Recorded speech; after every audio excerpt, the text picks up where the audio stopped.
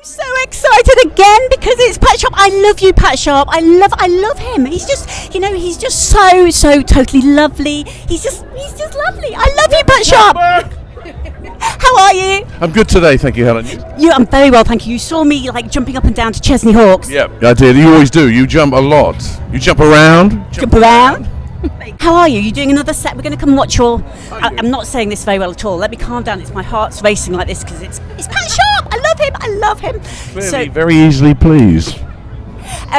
He's playing later on in the big tent. Is that right? Yeah, so I do the closing party at all the rewinds. They figured if they put me on for the closing party, they could clear the place pretty quickly, and I'm the man for the job. So yeah, about 10:15 after the fireworks, it will be me in the Pink Flamingo playing the tunes. You're very welcome. We will be there. We'll be a little bit sweaty by then, but we will be there. Is that okay? Now, free deodorant for you.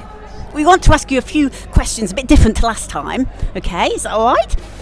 What is the weirdest dream you've ever had? This one.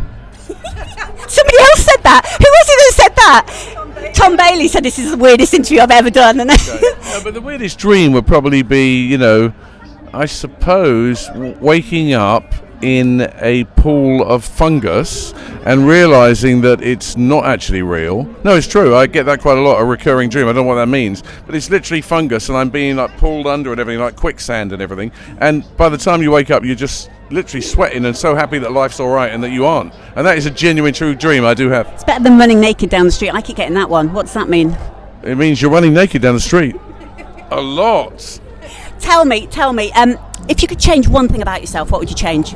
I'd probably change my hair and grow it really long into a mullet because I think it's going to be very fashionable and be back in fashion very soon. But at my age, I can't do that. If you could have I do like your hair.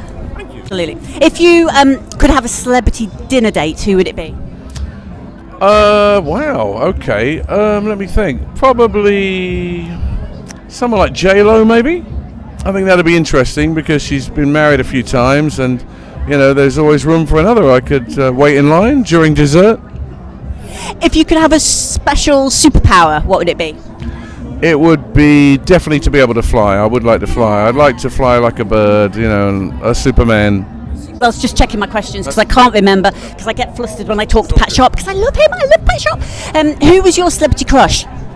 It was probably Madonna back in the day. Yeah, and then before that, you won't know, but somebody called Victoria Principal, who played Pamela Ewing in Dallas. Oh, I remember Dallas. I remember Cliff Barnes. Yeah, okay, so she was, I think she was maybe Cliff Barnes' brother, maybe.